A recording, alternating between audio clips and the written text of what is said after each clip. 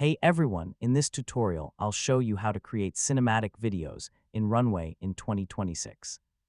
So, if you want your AI-generated videos to look more like movie scenes with dramatic visuals and professional camera movement, this guide is for you. First, sign in to your Runway account and open a new project. Then select the video generation tool you want to use, such as text-to-video or image-to-video. Next, focus on writing a detailed prompt. Instead of describing only the subject, include information about the location, mood, lighting, camera movement, and overall cinematic style. For example, you might describe a lone traveler walking through a rainy city at night, cinematic lighting, shallow depth of field, dramatic atmosphere, and smooth camera tracking shot.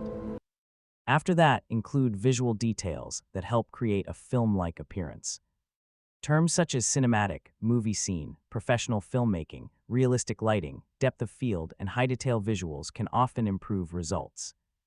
More cinematic language you include in your prompts, the more professional your videos can become. And that's it. That's how to create cinematic videos in Runway in 2026. Thanks for watching, and I'll see you in the next tutorial.